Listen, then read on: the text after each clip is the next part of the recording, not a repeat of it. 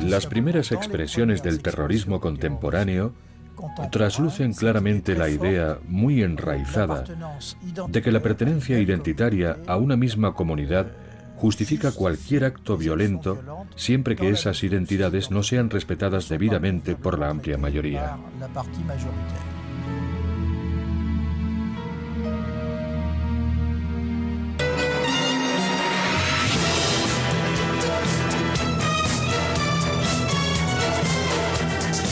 Soy berlinés.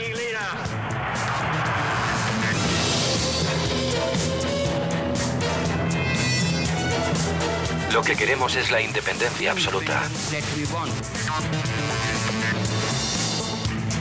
Tengo un sueño.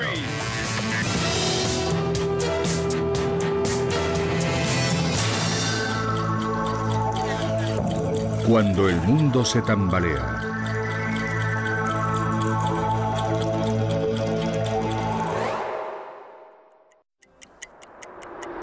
Introducción. La segunda mitad del siglo XX, tras la Segunda Guerra Mundial, es testigo de la aparición de numerosos movimientos nacionalistas. El debilitamiento de los imperios coloniales favorece el resurgimiento de movimientos independentistas, más o menos violentos, especialmente en África y en el sudeste de Asia. El ejemplo de la India y de Israel, la victoria del nacionalismo norvietnamita en Indochina y el final del mito de un invencible Estados Unidos en Corea insuflan nuevos ánimos a los pueblos colonizados. Los medios para lograr la independencia son variados. Algunos pueblos, como el de Israel o Argelia, llevan a cabo una guerra casi convencional. Otros, como la India o Marruecos, utilizan vías legales y democráticas. Y un tercer grupo, en el que se incluye el pueblo palestino, optará por la vía del terrorismo, considerándola la única solución para ser escuchados. Para comprender lo sucedido, revivamos los acontecimientos. Cronología.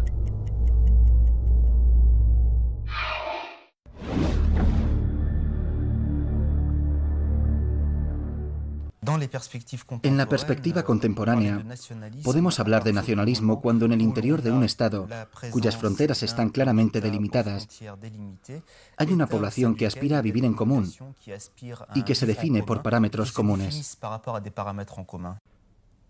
El nacionalismo evoca la idea de nación, concepto aparecido en la Revolución Francesa. ¿Qué es una nación?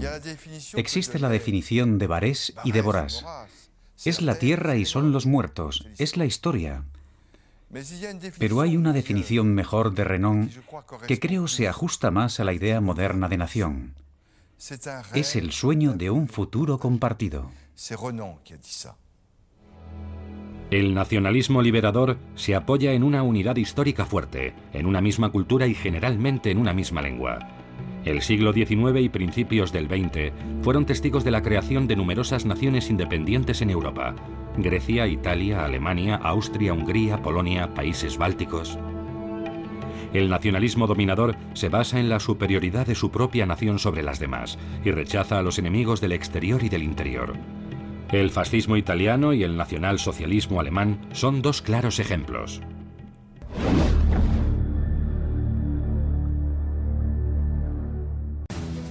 El autonomismo es la petición hecha por una región, grupo étnico o comunidad religiosa para adueñarse de valores concretos, principalmente religiosos, culturales o lingüísticos, y al mismo tiempo seguir estando subordinado a una entidad estatal superior. Podríamos definir el autonomismo como una respuesta a una centralización excesiva. Hablamos de autonomismo cuando un Estado nacional hace tabla rasa de una serie de rasgos que existen en todos los pueblos e impone uniformemente un modelo de sociedad, un modelo político y un modelo socioeconómico sobre un sector relativamente grande. Esto puede provocar que las aspiraciones locales o nacionales, más o menos legítimas dependiendo del caso, quieran expresarse. En ese momento hablamos de autonomismo. Prusia Oriental, de mayoría alemana, fue anexionada a Alemania tras la Primera Guerra Mundial, creando así el corredor de Danzig. Los Sudetes, comunidad de lengua alemana en Checoslovaquia, reclamaron en 1939 su anexión al Tercer Reich. Pakistán Oriental, de mayoría musulmana, solicitó su anexión a Pakistán para no pertenecer a la India tras su escisión en 1947. Cataluña, el País Vasco francés, Bretaña, Córcega y Quebec son regiones en las que los deseos de autonomía se basan en fuertes identidades regionales y culturales. Una nación es un sueño compartido. Y el problema surge cuando no todo el mundo comparte el mismo sueño.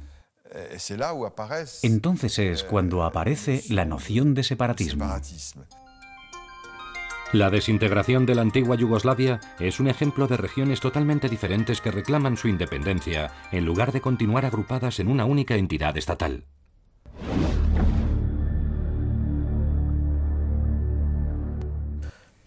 Llamamos acto terrorista a una acción cometida contra poblaciones civiles en el interior del territorio nacional o bien a la violencia exportada más allá de las fronteras nacionales. Podemos decir que el concepto de terrorismo es subjetivo. Un objetivo no es terrorista, puesto que puede ser perfectamente legítimo. Lo que es reprensible son los medios empleados y los daños causados a los inocentes. El terrorismo ejerce acciones militares violentas no autorizadas por las reglas de la guerra en vigor. El término terrorismo tiene su raíz etimológica en la palabra latina terror. ¿Por qué? Simplemente porque en las distintas modalidades de acción terrorista encontramos una voluntad de provocar terror, de dejar huella y de lograr un resultado dejando huella. El terrorismo puede ser revolucionario, como el de las Brigadas Rojas, puede tener una reivindicación territorial, como el del IRA, o bien instrumental, cuyo objetivo es que se acepte algo, por ejemplo, la liberación de prisioneros en caso de secuestros. La resistencia francesa en 1944 o los activistas del Irgun o del IRA tienen móviles casi idénticos: recuperar lo perdido, vivir libres en un Estado que los represente. Entre terroristas y resistentes todo depende del punto de vista desde el que miremos. Pero en general huelga decir que la historia y la retrospectiva sobre las acciones de unos y de otros pueden llevarnos a analizar los hechos de forma mucho más evidente. La resistencia se desarrolló hace más de 50 años, así que tiene sentido decir que forma parte del pasado. Por el contrario, en el caso palestino-israelí, sabemos que los problemas siguen siendo muy actuales, así que no es tan fácil mantener una objetividad.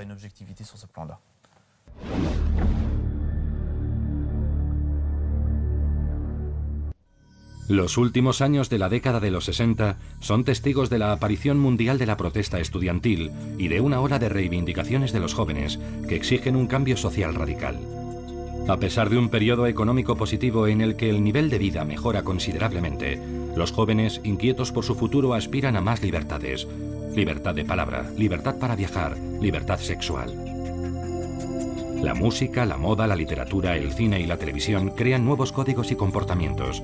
La liberación de las costumbres, la minifalda, el rock o el LSD son razones suficientes para romper con un modelo social en decadencia. No olvidemos que en los años 60 estamos en todo el mundo en un periodo marcado por los movimientos de descolonización, por el derecho de los pueblos a su autodeterminación. En el fondo, se protestaba por cómo muchos estados, que antiguamente se habían convertido en imperios, se habían aprovechado de las riquezas de sus pueblos. Es una protesta mundial contra el modelo existente, el occidental. Dicha protesta es de una tendencia más bien izquierdista, de Fidel Castro, de Che Guevara o de otros revolucionarios que aspiran a convertir a América Latina en un modelo de democracia activa o incluso en una democracia participativa. Y en el otro extremo del planeta tenemos el modelo chino, el modelo de Mao Zedong. El levantamiento contra la guerra de Vietnam, considerada imperialista e injusta, federa los movimientos estudiantiles. En la mayoría de los grandes países se organizan manifestaciones en masa que estigmatizan la intervención de Estados Unidos. Se organizan grupos que proclaman aspiraciones trotskistas, marxistas-leninistas, maoístas o anarquistas. Varios de estos grupos ultraizquierdistas, descontentos con los resultados, se orientarán hacia métodos extremistas y optarán por el terrorismo. Estas organizaciones decían: vamos a minar el Estado para que fracase, para que se tambalee y se desmorone. Y cuando lo consigamos, podremos poner en marcha un esquema que se ajuste más a cómo deberían ser las sociedades contemporáneas.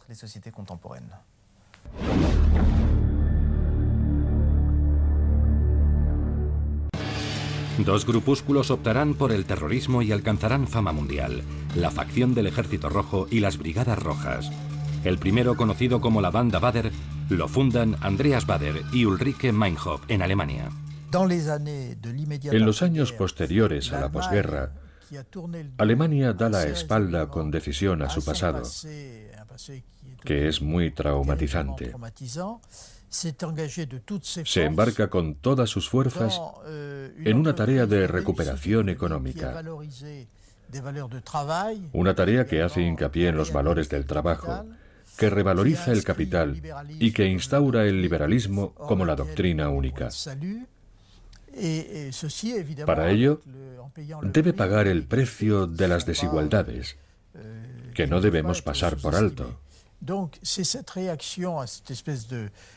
La facción del Ejército Rojo viene a plasmar la reacción a esta opresión capitalista y liberal.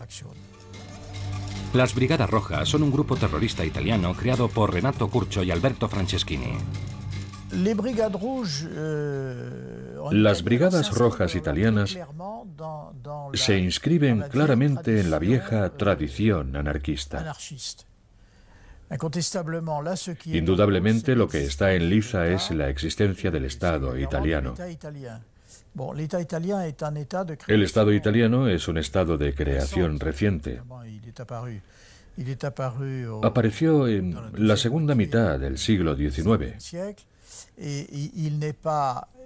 por lo que los italianos no están impregnados de la conciencia nacional tanto como los franceses, por ejemplo. En Francia, el grupo de acción directa copará titulares aunque sin la repercusión de los anteriores. El IRA combate desde principios de los años 20.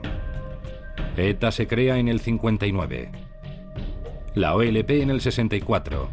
Y el Frente de Liberación Nacional de Córcega en el 76. En 1988 surge en Afganistán Al-Qaeda, que tristemente alcanzará fama internacional.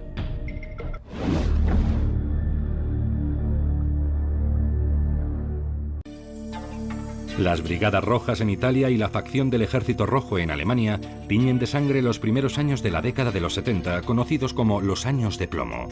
La repetición y la violencia de los atentados hacen que los movimientos extremistas vayan perdiendo el apoyo de la población. En ambos países planea la psicosis de posibles atentados y secuestros. Las calles se llenan con las fotografías de los terroristas y se recompensa a quien aporte información para su detención.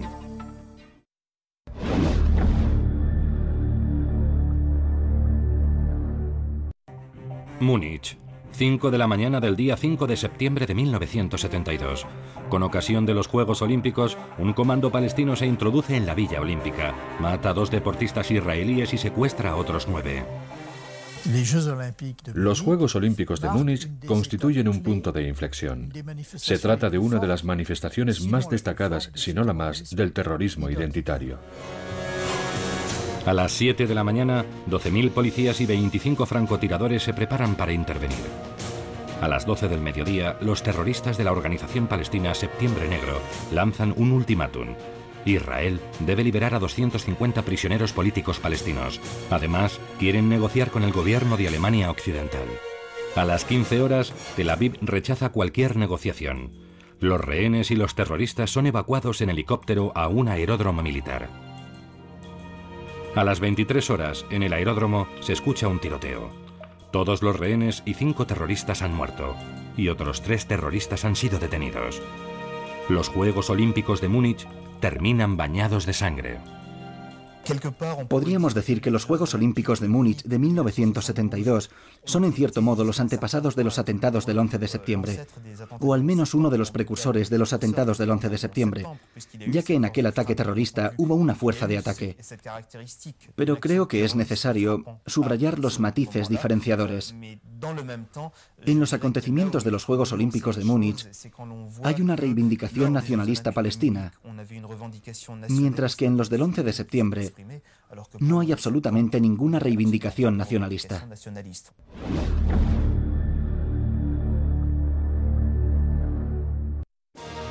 Mayo de 1976. Ulrike Meinhof, fundadora de la facción del Ejército Rojo, se suicida en su celda. Andreas Baader es detenido en junio de 1972 y encarcelado en Stuttgart.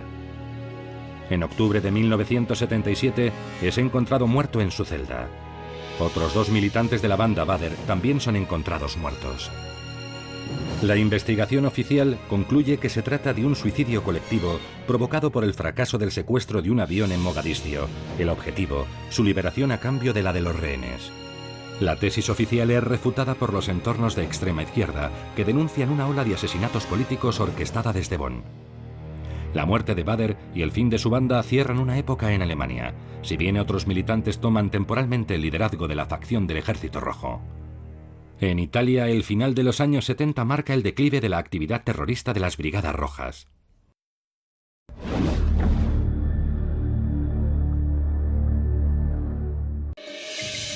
Roma, 16 de marzo de 1978.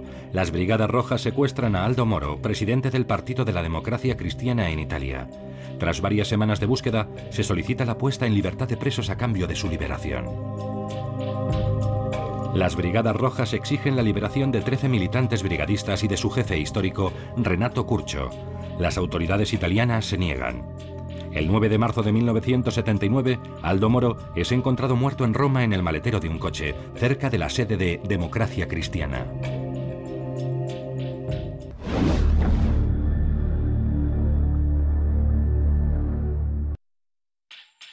El 27 de agosto de 1979, Lord Louis Mountbatten, primo de la reina de Inglaterra y último virrey de las Indias, es asesinado en Irlanda en su residencia de verano. El barco en el que se había montado voló por los aires. El atentado fue inmediatamente reivindicado por el IRA. La reivindicación irlandesa implica a la totalidad de Irlanda, pero evidentemente toda la atención se centra en el Ulster. Y eso a pesar de la posición de la República de Irlanda del Norte, que no está involucrada en este acto terrorista. Ciertos irlandeses de nacionalidad irlandesa o de origen británico deciden recurrir a la acción terrorista porque consideran que es la única forma de que se replieguen las fuerzas inglesas. Todo el mundo conoce la tenacidad inglesa, y el ejército no quiere marcharse del Ulster, argumentando que en el Ulster la mayoría de la población no solo es anglicana, sino que se siente vinculada a la corona británica. Mountbatten había presidido el retiro de las tropas inglesas en 1947 y había guiado a la India hacia su independencia.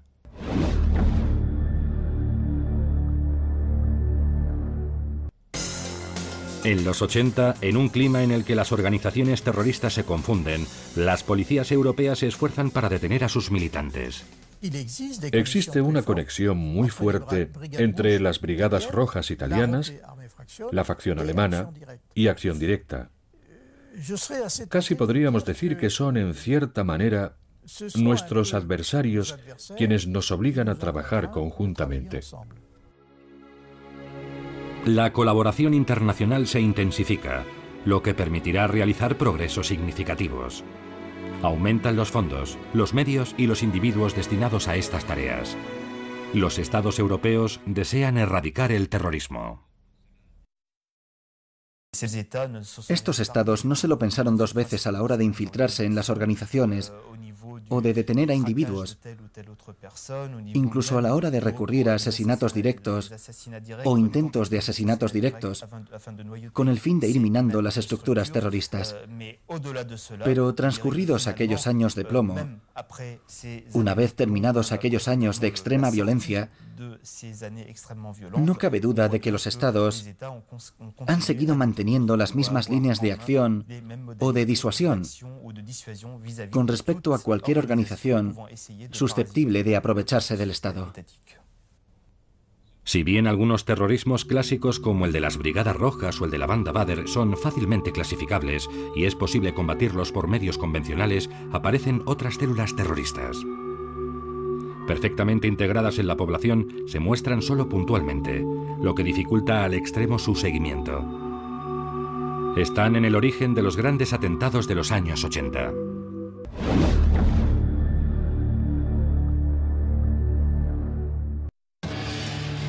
El 2 de agosto de 1980 estalla una bomba en la estación de Bolonia, ocasionando 83 muertos y más de 200 heridos. El atentado es reivindicado por una organización neofascista cuyo objetivo es la lucha contra los comunistas, partido mayoritario y a cargo de la ciudad. Es el atentado más sangriento de la historia de Italia. El 17 de agosto de 1980, en Múnich, durante la fiesta de la cerveza, una bomba artesanal estalla en un pub y provoca 17 muertos, entre ellos el autor del atentado.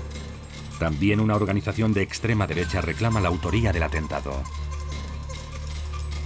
El 3 de octubre de 1980, en París, una bomba colocada en una moto estalla ante la sinagoga de la calle Copernic, provocando 4 muertos y una veintena de heridos. La policía cree que se trata de un grupo neonazi, pero la comunidad judía acusa a la Libia del coronel Gaddafi. Estos 3 atentados constituyen puntos de inflexión en la historia del terrorismo. Ni estados, ni funcionarios, ni soldados. Ahora los ataques van dirigidos a la población civil para suscitar un estado de terror general. Francia conoce entonces una ola de atentados sin precedentes. El de un tren de París a Toulouse, en marzo de 1982. El de la calle Marbeuf, en abril. El de la calle Rossier, en agosto. Y por último, el de la calle Rennes, en septiembre de 1986.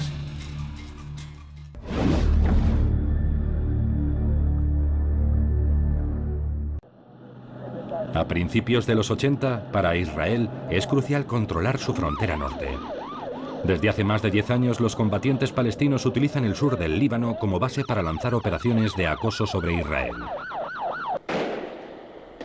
La relación entre cristianos y palestinos en el sur del Líbano son cuanto menos tumultuosas. Ambos se dejan llevar por un encendido afán de venganza. El 18 de enero de 1976, los falangistas cristianos matan a 1.500 personas en Karantina. 2 días después, 750 cristianos libaneses pierden la vida en Damur a manos de los palestinos. El 4 de junio de 1982, el intento de asesinato del embajador israelí en Londres, Shlomo Argov, sirve de pretexto a Israel para invadir el sur del Líbano. 2 días más tarde, el ejército pone en marcha la Operación Paz en Galilea. 60.000 soldados y cientos de tanques se adentran en el sur del Líbano. El objetivo es alejar a las fuerzas palestinas a más de 40 kilómetros de la frontera. La operación parece un éxito, pero pronto se torcerá.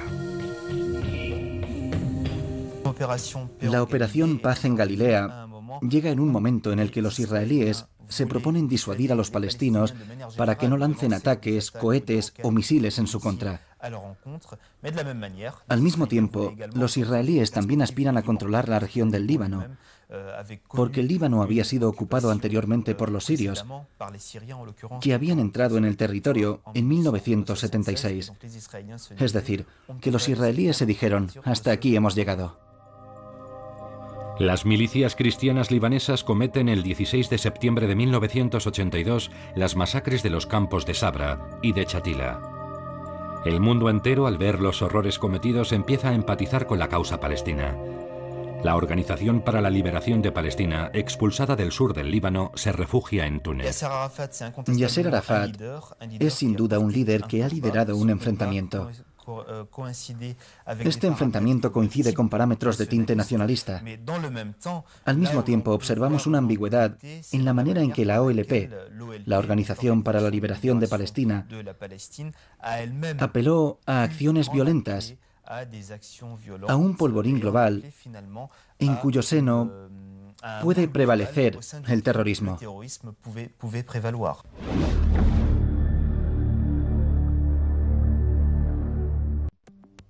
A finales de los años 80, las Brigadas Rojas y la facción del Ejército Rojo desaparecen de la escena política internacional. Varios movimientos reclaman el relevo, pero no son suficientemente sólidos para perdurar. El IRA concluye una tregua y ETA despliega únicamente una actividad esporádica. Aparecerá entonces una nueva forma de terrorismo, el extremismo religioso. Puede ser concreto como Hezbollah o místico como en el caso de Bin Laden. Al-Qaeda es una organización cuya doctrina mística tiene por objetivo destruir el imperialismo estadounidense e israelí, eliminar a los infieles y propagar la palabra de Alá. Cuando los soviéticos deciden ocupar Afganistán, los estadounidenses se sorprenden. En ese momento, los estadounidenses se imaginan el choque entre el espiritualismo y el materialismo. Es decir, consideran que oponer una religión, una forma espiritual de expresión, el Islam, al materialismo histórico, al ateísmo soviético, es una buena respuesta. Son los estadounidenses quienes organizarán este contraataque islámico a la expansión soviética en Afganistán. El estreno de esta organización será muy sonoro. El 7 de agosto de 1998, los primeros objetivos elegidos por Al-Qaeda son las representaciones estadounidenses en el extranjero.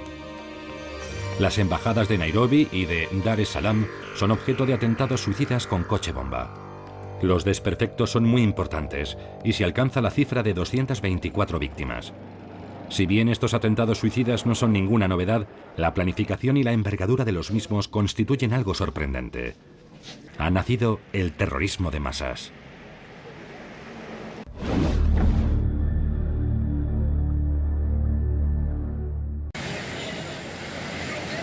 Los atentados del 11 de septiembre de 2001 en Washington y Nueva York destruyen ante el mundo, y especialmente ante los estadounidenses, el mito de que las posesiones nacionales en territorio nacional son intocables.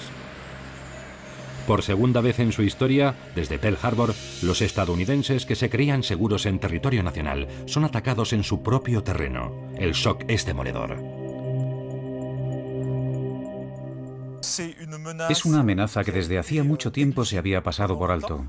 De hecho, Bin Laden hace en 1998 su famosa declaración de guerra: muerte a los judíos y a Estados Unidos. Pero entonces venía de gente a la que hacía mucho que no se tomaba en serio. Creo que el 11 de septiembre, Khalid Sheikh Mohammed, su arquitecto, y Bin Laden se dijeron: ahora sí que nos vais a escuchar. Las increíbles imágenes del World Trade Center, poderoso símbolo del imperialismo y del capitalismo, completamente destruido por los aviones que habían sido secuestrados por Al-Qaeda, son emitidas en las televisiones de todo el mundo. La Tierra entra en la era del terrorismo técnico, de los ataques en masa, de los objetivos civiles, del terror ciego.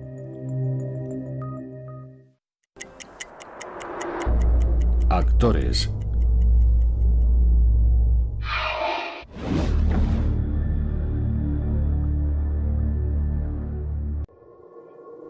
El IRA, o Irish Republican Army, el ejército republicano irlandés, fue creado en 1919 por su jefe histórico Michael Collins.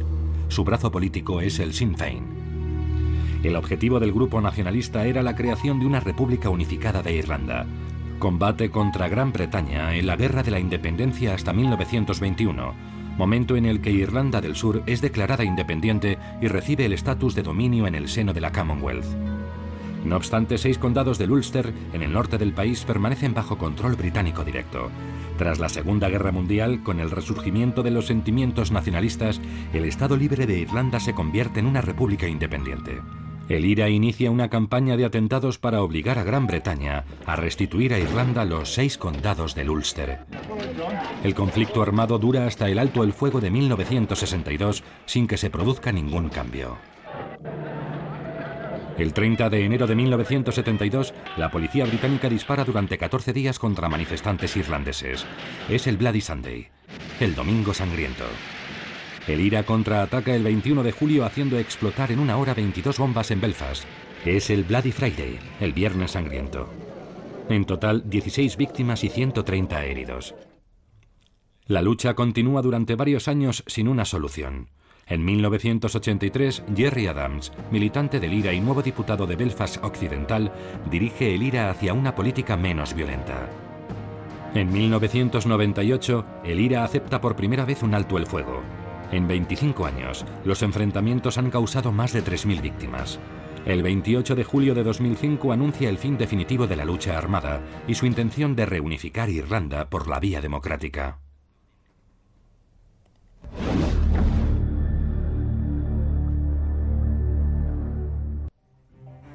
Creada el 31 de julio de 1959 por un grupo de jóvenes nacionalistas, Euskadita Askatasuna, País Vasco y Libertad, no tarda en incorporar elementos revolucionarios más violentos.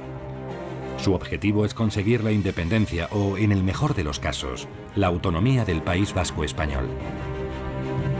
En 1965 se toman las primeras medidas para financiar la organización: ataques a bancos, secuestros y solicitud de rescate o la petición del impuesto revolucionario a la fuerza. A pesar de todo, ETA conserva el apoyo de la población vasca. En junio de 1968, ETA se cobra durante un tiroteo su primera víctima, un policía. El 20 de diciembre de 1973, el atentado de ETA que le cuesta la vida a Luis Carrero Blanco, jefe del gobierno de Franco, contribuye con sus consecuencias al desmoronamiento del régimen franquista. A partir de 1974, el brazo más radical del movimiento se escinde y crea la ETA militar. Entre los años 1970 y 1980, la ETA militar es culpable de un gran número de acciones violentas. El número de asesinatos, secuestros, extorsión de fondos y atentados con coches bomba se multiplica. En 1982, el gobierno español otorga amnistía a todos los militantes de ETA que acepten dejar la lucha armada y regresar a España. ETA manda asesinar por perjurio a varios de sus miembros por haber aceptado la amnistía. En 1997, ETA decide poner en su punto de mira a cargos electos, políticos, intelectuales y policías vascos, considerados traidores a la causa. En 2005, el gobierno español de José Luis Rodríguez Zapatero elabora un texto que propone negociaciones a cambio del cese de la violencia. Pero el 30 de diciembre, el atentado con coche bomba en el aparcamiento del aeropuerto de Madrid pone fin a las negociaciones. Desde su creación, ETA se ha cobrado casi 830 víctimas, entre las civiles y las militares.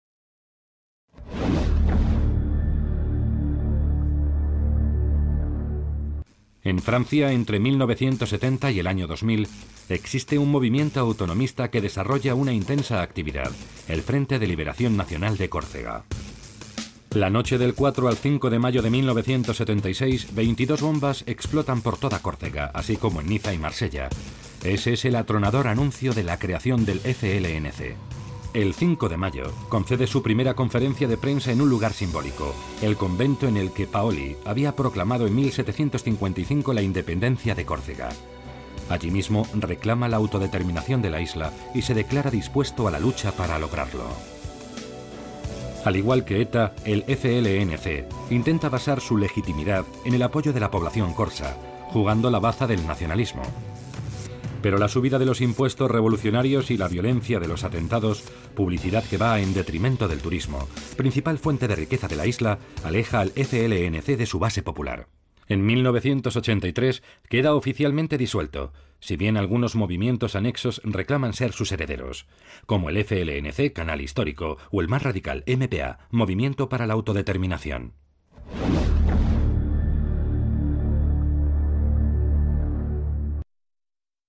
Las Brigadas Rojas o Brigate Rosse son un grupo terrorista italiano de extrema izquierda, de ideología marxista-leninista. Creadas en enero de 1970 por Renato Curcio y Alberto Franceschini, desarrollaron una intensa actividad terrorista entre los años 1970 y 1988, creando un clima opresor de inseguridad en la península italiana. Ante el fracaso de propaganda en el entorno obrero, el movimiento se radicaliza y opta por la violencia a partir de 1972. En 1974, Curcio y Franceschini, dirigentes históricos, son detenidos por el general de la Chiesa y son liberados en 1982. Las segundas Brigadas Rojas, dirigidas por Mario Moretti, toman el relevo. Para intentar frenarlas, Italia se aprovisiona de un arsenal jurídico inigualable. El 16 de marzo de 1978 las Brigadas Rojas secuestran a Aldo Moro, presidente de Democracia Cristiana, y matan a 5 miembros de su entorno. Ese mismo día estaba a punto de lograrse un compromiso histórico en la Cámara de los Diputados con el Partido Comunista Italiano. El Estado rechaza cualquier tipo de transacción, principalmente el reconocimiento oficial de las Brigadas Rojas y la liberación de algunos prisioneros políticos. 55 días más tarde, el cuerpo de Aldo Moro aparece en el maletero de un coche, cerca de la sede de su partido. A finales de los 80, las Brigadas Rojas históricas ponen fin a los enfrentamientos. El grupo desaparece de la escena política. Se le atribuyen miles de acciones violentas y atentados que se cobraron la vida de 415 personas.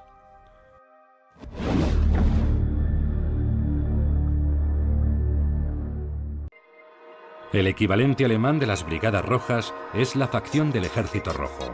En alemán, la Rote Armee Fraktion, más conocida con el sobrenombre de la Banda Bader por su principal fundador Andreas Bader. Creada tras el atentado contra Rudi Dutschke, líder estudiantil del movimiento contestatario alemán, la RAF se presenta como un movimiento de lucha armado de la juventud de extrema izquierda que exige cuentas a la generación anterior por su papel durante el nazismo. En abril de 1968 se da a conocer explosionando varios objetos en unos grandes almacenes de Frankfurt. Es el inicio de una larga lista de sucesos que se cobrarán 34 víctimas en el transcurso de los años. En junio de 1972, Andreas Bader es encarcelado junto con su cómplice Ulrike Meinhof en la cárcel de máxima seguridad de Stuttgart. Pero la RAF continúa con sus acciones terroristas. Varios militantes mueren en la cárcel tras seguir una huelga de hambre o en condiciones inexplicables. Ulrike Meinhof es encontrada ahorcada en su celda el 9 de mayo de 1976 tras un largo periodo de privaciones sensoriales. El 5 de septiembre de 1977, para que liberen a los miembros que siguen en la cárcel, la RAF secuestra al presidente de la Asociación del Patronato Alemán, Hans Martin Schleyer, considerado un antiguo nazi. El 13 de octubre, un avión de Lufthansa es desviado en Mogadiscio, Somalia. Los piratas del aire palestinos reclaman la liberación de 11 prisioneros políticos alemanes, algunos de ellos pertenecientes a la Banda Bader. El 18 de octubre de 1977, un comando especial de la policía alemana fronteriza, el GS-9, inicia el asalto y libera a los rehenes. Ese mismo día, Andreas Bader, Jan-Carl Raspe y Gudrun Essling son encontrados muertos en sus celdas. La tesis oficial señala que se trató de un suicidio colectivo, pero los círculos de izquierda en Alemania se inclinan por un asesinato político. Al día siguiente, Hans Martin Schleyer es asesinado sin que haya dado tiempo a entregar su rescate y se hayan cumplido las exigencias para su liberación. Los restantes miembros de la RAF continúan con sus acciones durante años. En 1984 se alían con el grupo francés Acción Directa y en el 88 con las Brigadas Rojas. Definitivamente desacreditada, la RAF anuncia su disolución en 1998.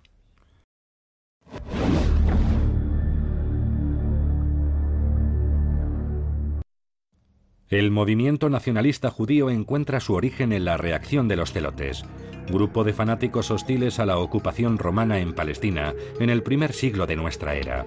Es la primera referencia oficial a un terrorismo basado en asesinatos y atentados.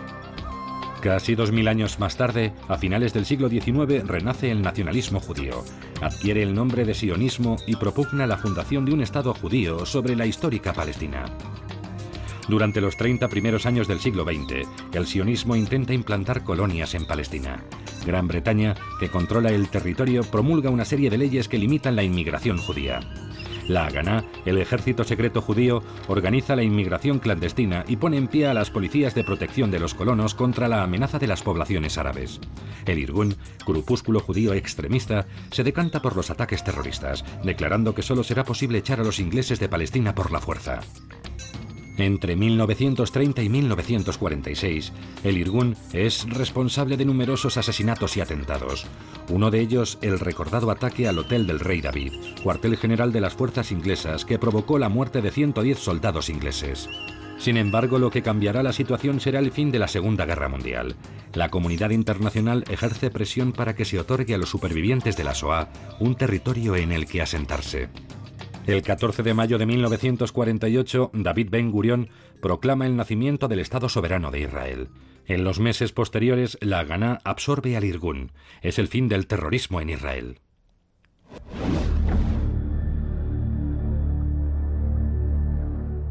La Organización para la Liberación de Palestina es una organización política y militar. Creada en mayo de 1964, lucha por el derecho del pueblo palestino a obtener un Estado en Palestina y el reconocimiento de sus derechos en la escena internacional. La debacle de los ejércitos árabes en la Guerra de los 6 Días de 1967 supuso un nuevo éxodo del pueblo palestino. La OLP entra en una semiclandestinidad y su actividad está a medio camino entre una guerrilla militar y el terrorismo. Dirigida por Yasser Arafat en septiembre de 1970, la OLP intenta sin éxito derrocar el régimen jordano. Las tropas jordanas expulsan entonces de Jordania a los palestinos. La OLP logra el sur del Líbano, donde los refugiados se hacinan en campos en una precariedad absoluta. El final de la década de los 80 marca un punto de inflexión. La OLP, reconocida como representante legal del pueblo palestino por la ONU y por la mayoría de los grandes países occidentales, entre ellos Israel y Estados Unidos, se decanta por una actuación más democrática y por no recurrir a la lucha armada. No obstante, la línea dura de la OLP, de la Yihad Islámica y de Hamás, otro movimiento independentista palestino, se niegan a deponer las armas y continúan con las acciones terroristas.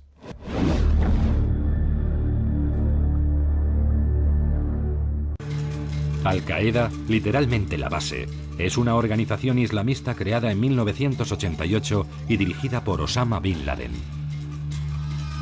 En agosto de 1996, la organización publica un comunicado que constituye una verdadera declaración de guerra contra Estados Unidos. Sometida a la presión internacional, la organización es expulsada de Sudán y se refugia en Afganistán. Allí propugna la Guerra Santa, la Yihad, contra el imperialismo estadounidense. Sus objetivos son que los estadounidenses se marchen de la tierra sagrada de Arabia Saudí, que levanten el embargo contra Irak y que dejen de apoyar a Israel.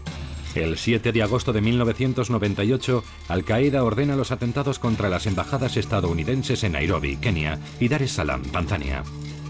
La explosión de diversos coches bomba provoca 224 muertos y más de 4.500 heridos. Lo sorprendente es la minuciosidad y profesionalidad de la planificación de los ataques.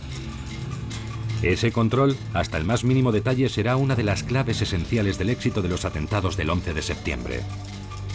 Aquel día, 4 aviones secuestrados por piratas del aire de Al-Qaeda cometen el atentado terrorista más importante de la historia. El balance es espeluznante. 3.000 muertos, miles de heridos y cientos de intoxicados por las emanaciones de gas. Casi 21.000 millones de dólares en desperfectos. Al-Qaeda se convierte en un objetivo y Bin Laden en el enemigo público número 1.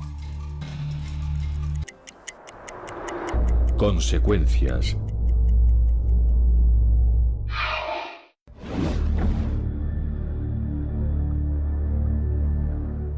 La gran consecuencia del aumento de la violencia nacionalista y de los atentados terroristas es el incremento de la seguridad en la mayoría de los países occidentales. Se multiplican los controles en los medios de transporte. Se abre ficha policial a una parte de la población aún sin ser considerada peligrosa. En caso de implicación en acto terrorista se pierden los derechos civiles y se emplean métodos dudosos como las escuchas telefónicas o los registros sin justificación aparente. Es al mismo tiempo el punto fuerte y el punto débil de nuestras democracias. Hay que luchar contra aquellos que atentan contra la autoridad y la dignidad del Estado, y hacerlo con medios legales, no con medios especiales, porque si entramos en ese círculo, quién sabe dónde terminaremos. La fuerza de las democracias radica en ser lo más eficaz posible dentro de la legalidad, siempre respetando al individuo a la hora de detener a los que quieren atentar contra las personas. En el marco de la lucha contra el terrorismo y los grupúsculos nacionalistas violentos, las intervenciones policiales están cada vez mejor coordinadas. La mayoría de los gobiernos occidentales han reforzado el número de efectivos en la lucha contra el terrorismo, dotándolos de material y apoyo financiero. La creación de Interpol y de Europol ha supuesto el inicio de una colaboración internacional eficaz.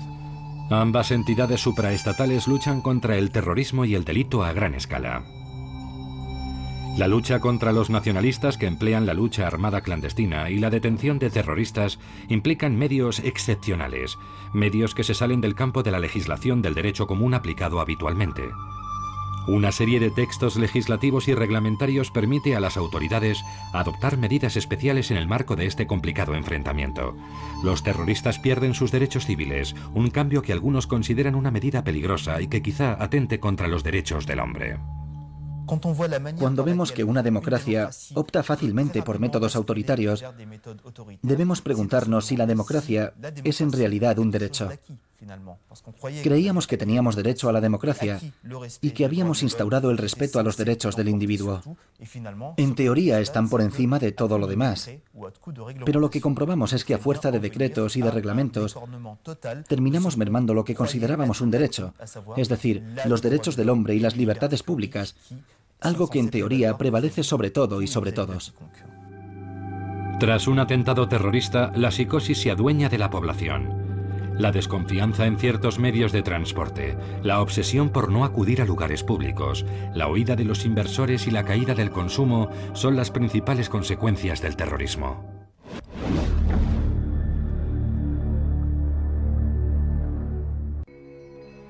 La atmósfera de miedo vinculada a los nacionalismos armados y al terrorismo, así como el rechazo a todo lo que no sea nacional, empuja a una parte de los individuos de los países en cuestión hacia los partidos de extrema derecha. Estos partidos reaccionarios se aprovechan de la incapacidad de los gobiernos moderados a la hora de encontrar una solución rápida y definitiva a los problemas de la violencia y de los atentados. El riesgo terrorista no puede ser determinante. No puede desestabilizar un Estado, sea democrático o republicano. Creo que las amenazas del mañana se irán reduciendo a medida que Europa sea capaz de ofrecer una respuesta colectiva única. Es decir, que nuestra seguridad del mañana depende de la creación de un servicio único de seguridad europeo.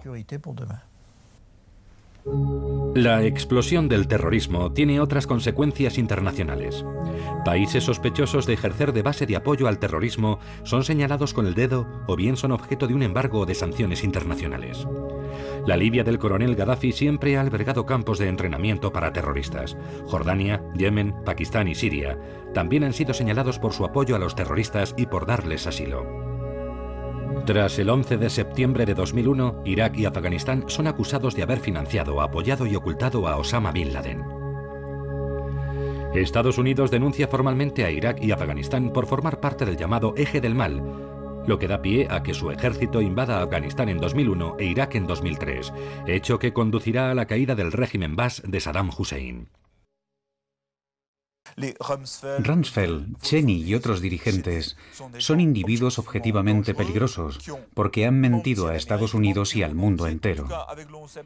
Hoy en día, la comisión de investigación que se centró en los ataques del 11 de septiembre ha demostrado que los vínculos entre dichos ataques y Saddam Hussein fueron creados por una parte de la administración Bush que buscaba una excusa para invadir Irak.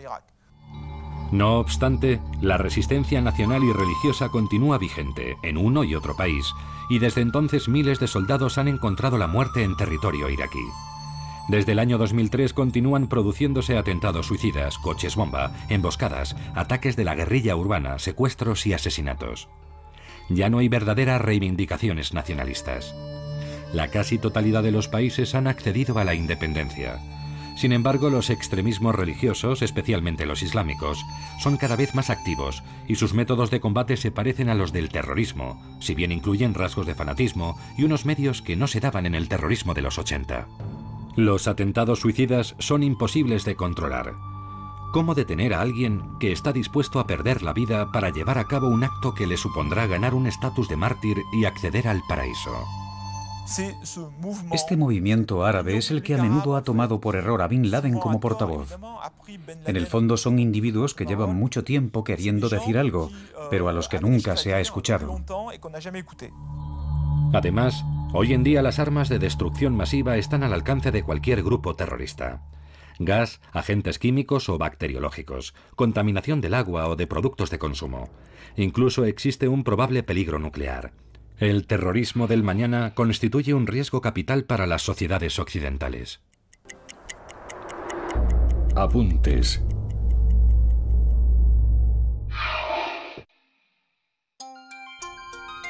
Del latín natio, nacimiento, el nacionalismo lleva los intereses colectivos de la comunidad o del Estado más allá de los intereses de los individuos, regiones u otras naciones. Un uso indebido puede implicar una noción de superioridad racial, xenofobia o antisemitismo. El terrorismo consiste en ejercer acciones violentas no autorizadas por las reglas de la guerra, con fines políticos. A finales de los años 60, los jóvenes se rebelan y siguen a sus modelos, Che Guevara, Ho Chi Minh y Mao Zedong. La facción del Ejército Rojo, fundada en Alemania y conocida como la Banda Bader, y las Brigadas Rojas creadas en Italia, tiñen de sangre los primeros años de la década de los 70, los años de plomo. El IRA combate desde los primeros años de la década de 1920. En 1959 se constituye ETA. La OLP surge en 1964 y el FLNC en 1976. Pero será en 1988, en Afganistán, cuando se funde una organización de extremistas religiosos que alcanzará fama internacional, Al-Qaeda. A principios de los años 80, las policías europeas acentúan sus esfuerzos con importantes progresos, pero aparecen otras células terroristas. El 2 de agosto de 1980 explota una bomba en Bolonia, Italia. El 17 de agosto se produce un atentado en Múnich, Alemania. Y el 3 de octubre explota una bomba delante de la sinagoga de la calle Copernic, en París. Estos tres atentados constituyen un punto de inflexión en la historia del terrorismo. Su objetivo es crear un estado de terror en la población civil inocente. En 1982, Francia sufre una ola de atentados sin precedentes. En septiembre de 1986 se produce un atentado en la calle Rennes de París, reivindicado por un grupo desconocido tras el que se esconde Hezbollah, el Partido de Dios, creado por los chiitas libaneses. El 6 de junio de 1982, el ejército israelí lanza la Operación Paz en Galilea, en el sur del Líbano. El objetivo, destruir las bases terroristas palestinas. El 16 y 17 de septiembre, en una zona controlada por los israelíes, las masacres en los campos de refugiados de Sabra y de Shatila, perpetradas por la milicia cristiana libanesa, hacen que el mundo entero empatice con la causa palestina. A finales de los años 80 desaparecen de la escena política las Brigadas Rojas y la facción del Ejército Rojo. El IRA y ETA acuerdan una tregua. El 7 de agosto de 1998, las embajadas de Nairobi y de Dar es Salaam son objeto de atentados suicidas con coche bomba. Los atentados del 11 de septiembre de 2001, cometidos por Al-Qaeda, provocan más de 3.000 muertos y destruyen el mito de que Estados Unidos es intocable.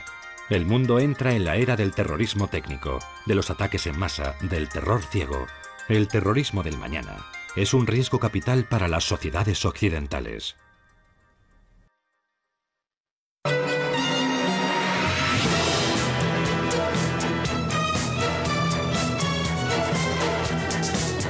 Soy berlinés.